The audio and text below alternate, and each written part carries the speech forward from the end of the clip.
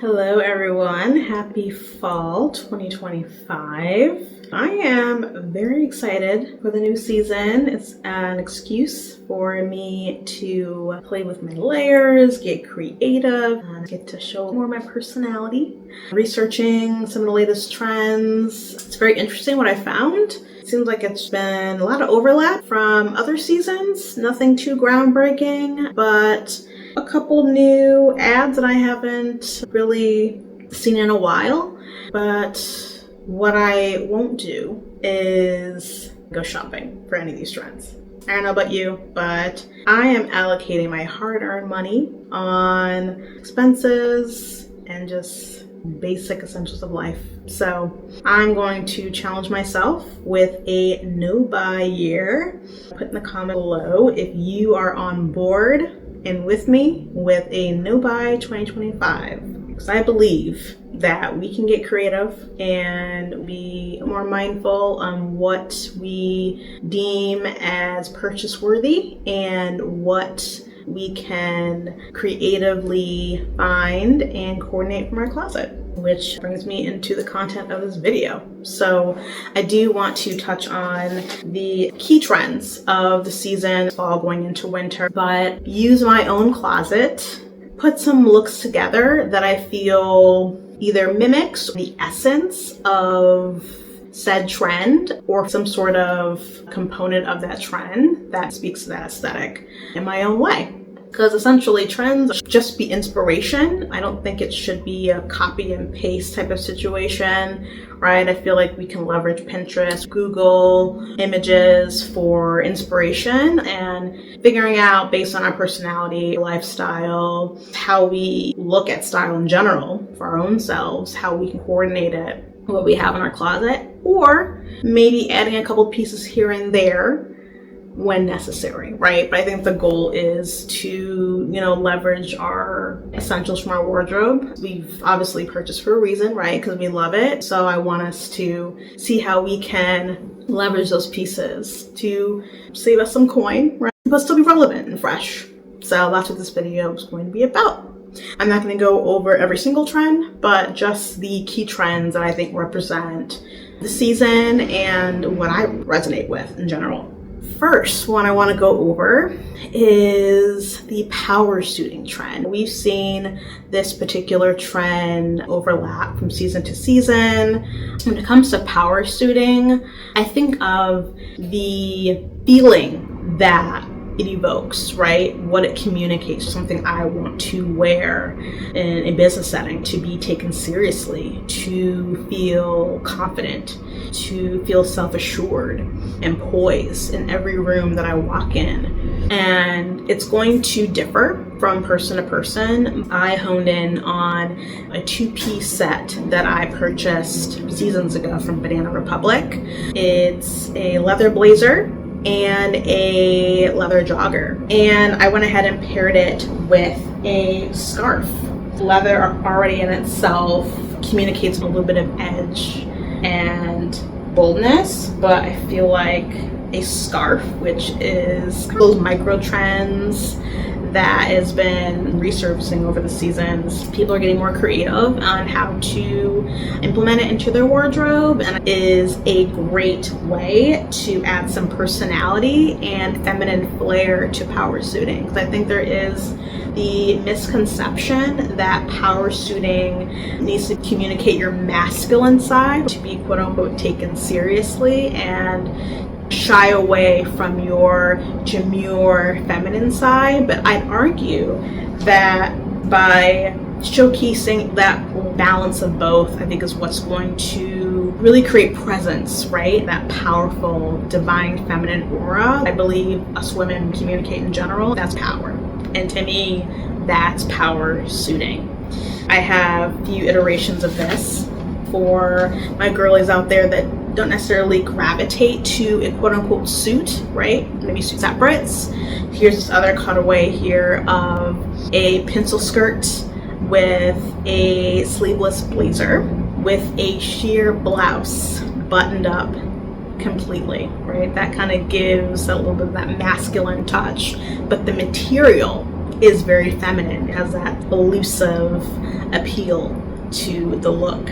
And then pairing it with a statement belt gives you more of that Chanel-esque vibe. The bold red lip, communicating sophistication with a bit of allure and mystery. The animal print, pointed toe here, adding that bit of edge with the look. It just has what I mentioned as very balanced and strategic feminine and masculine appeal that I believe communicates power. Third look here, again, I just switched out the skirt for a flared slack and removed the sleeve blazer and still went with the animal print shoe there. Now going over the key elements that I incorporate into this look I deem as elements of power. First and foremost is the bold red lip. This is a very easy way to show presence. This is the MAC 707 Ruby Woo. It is considered a flattering shade for many skin tones and shades. So if you want to dabble in a bold red lip, if you have used before, I highly recommend going with the MAC 707. It is a red matte lipstick. So check it out. Secondly, the statement belt. This is a go-to for me for any look that I want to add a bit of polish as well as a subtle boldness. It is a Vince Camuto belt, and I always find that animal print is just a beautiful addition, and when we're talking power suiting, it's a no-brainer. This is a 9 West pointed toe. Again, it's my go-to. I absolutely love it. And obviously the sheer quality of the button down and leather separate that I showcase here, which is from Banana Republic. I absolutely love them for business attire.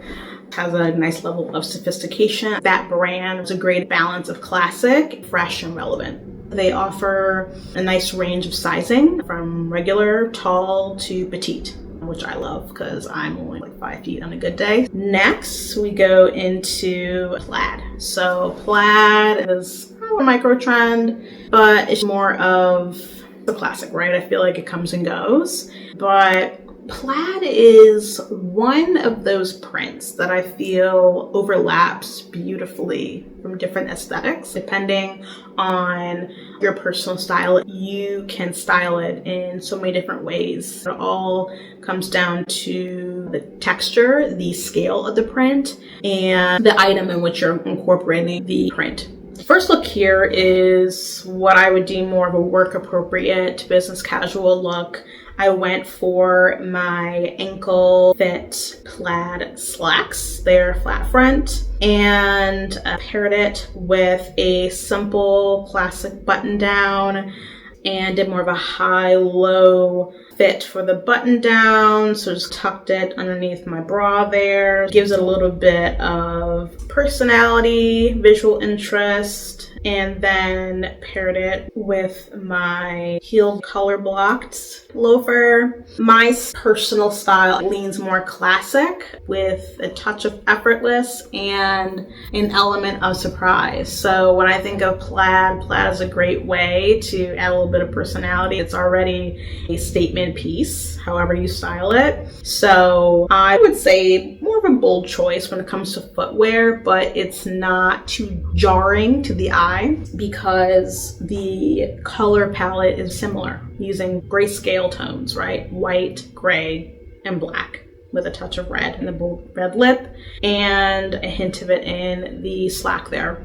So it's appropriate for work. These are a Vince Camuto loafer with the tassel at the front. The second look is similar. I just went ahead and switched out the footwear to a classic black ankle boot and then switched out the white button down with a simple white tee, crew neck, threw on a oversized faded black denim jacket, which I'm actually wearing today.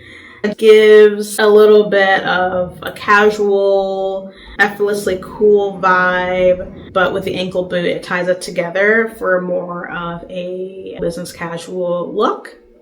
Again, the bold red lip, my hair in a side braid, which adds some playfulness and jewelry, gives more of a street vibe. As you can see from those two looks, you have more of a professional take on a plaid slack, and then just switching out the button down with a t-shirt and oversized blazer and an ankle boot, you all of a sudden have more of an edgier look.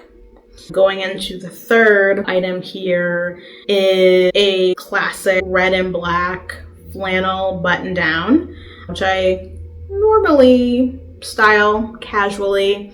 I have the shirt buttoned pretty much all the way up, stopping there at my waist, kind of flares out, gives me shape, paired with some leather leggings, my oversized black blazer, side braid, bold lip, hoop, and added a Western tall black boot. So again, that element of surprise there, but you can most certainly change the vibe of that outfit if you wanted to add a sneaker, a combat boot, for instance. You could do many things with this outfit, but I decided to lean in on edge and playfulness that I believe plaid can communicate in a look. This oversized jacket, this is my go-to piece for fall. It can either give more relaxed to a more polished look, or it can add a bit of edge to a very casual outfit. So there's some versatility there. I got this from H&M. All right, third trend I want to talk about is the boho trend. So boho has been having a moment, right? From spring, summer, had a huge stint there, to fall and winter. This has been an ongoing trend for a couple of years now, but there's been a couple tweaks. When I think of boho, I think of suede, right? Suede has made a comeback. Leather is kind of taking a back seat, but still relevant. Suede and earthy tones like chocolate brown, cognac. Suede has just been the primary component of the boho trend. Fringe has been very popular. I would even add camo trend, right? The color palette is very earthy, and so I'd argue that you can definitely add the camo micro trend and loop it into boho. I will show you how to do here. So the way I would style the boho trend with items from my closet is think about an earthy color palette. So browns, greens, burnt orange, it's tank. So I really lean into that color palette to be like the foundation, relaxed, drapey silhouettes, and fringe. I would also consider boho to have more of a rock and roll, edgy vibe to it. I think you can definitely lean into that if that's more your jam and less of the flower child aesthetic, which where I think fringe could come into play. So the first look here, in light of that, is the oversized denim jacket. Love it. It gives me that edgy vibe I'm looking for. And I paired it with this tank top with a fringe bottom here. I would pair this with cutoff shorts in the summer, but I figured, hey, it's boho. I can go ahead and layer a jacket over it and pair it with leather leggings and a snakeskin ankle boot. Some chunky jewelry, a bold red lip. I'm ready for a concert, a girls' night. Any events like that, I think you could definitely pull off a fringe. This is the only fringe I have in my closet, so here's a way that I would style it for a night out. When it comes to more of a sophisticated demure boho vibe, I went with a loose fitting gray sweater dress paired with some suede over the knee boots, which has a little droop to it. Also a micro trend. It gathers a bit. These are Jessica Simpson. I bought these years ago. They have become a staple in my closet whenever I want to add a little va-va boom to a look.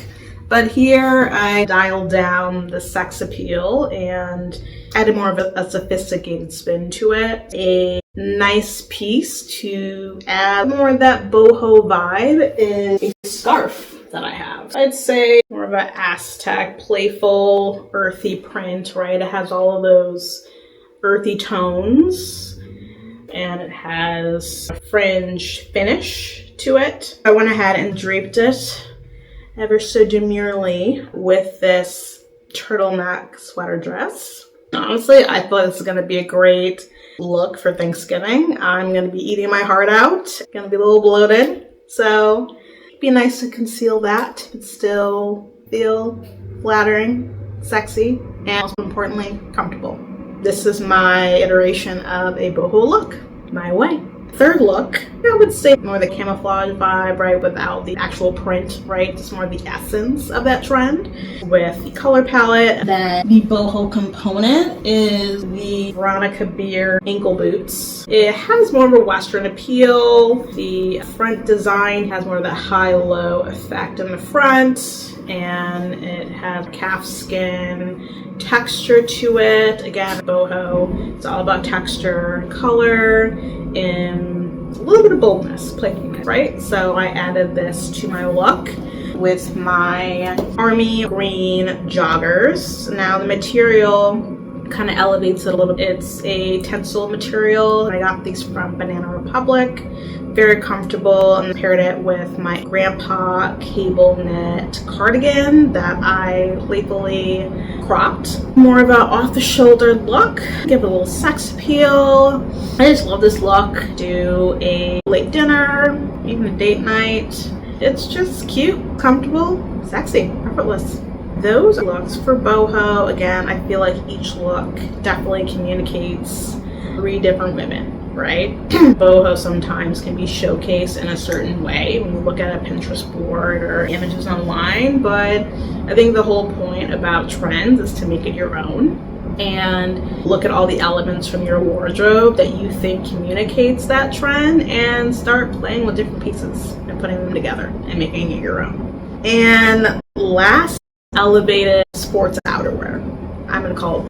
Within that aesthetic, you'll think about a utility / barn jacket, right? That's definitely been on trend. People are dressing it up, dressing it down, pairing it with a slip dress to a jean, to the office with a t-shirt and slack. You can do so much with it. It's just a juxtaposition of casual and dressy.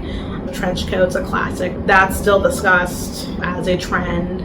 A denim jacket, but not just your regular fitted, form-fitting denim jacket that's really kind of out of date at this point, but honing in on more of a relaxed fit, or maybe a denim jacket that has special details like studs, cutouts, for instance, or fringe, a little element of surprise, right, in denim jackets. I have been on the hunt for a trench coat for years, and I haven't really found the right one, and I'm not in a position to purchase one at this time, but I have been needing a mid-weight outerwear piece that warm enough for the fall season, a nice layering piece to wear to work, a business meeting, or to even dress up loungewear. So I was looking in my closet and there was this heavyweight denim shirt dress that I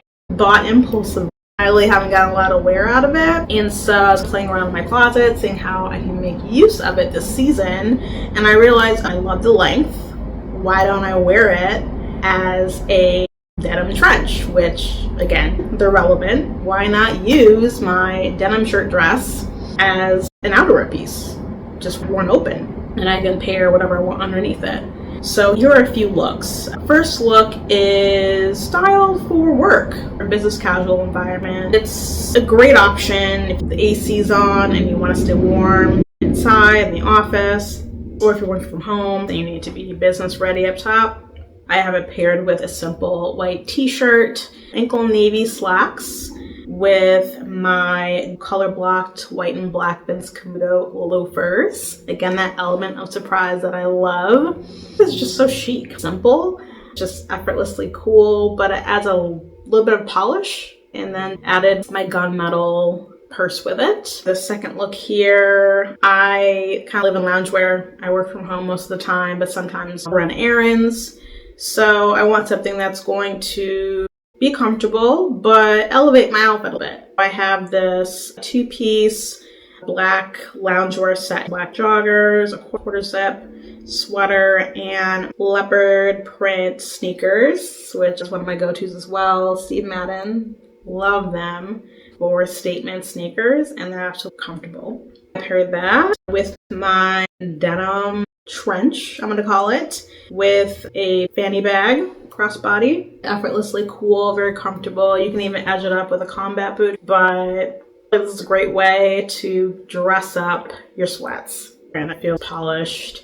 Outerwear piece, like a trench or a denim long jacket would be a great option. My turtleneck sweater dress has made another appearance, but again, it's just another example to style a denim trench. It's a dress on dress moment with the scarf along with my over the knee boots.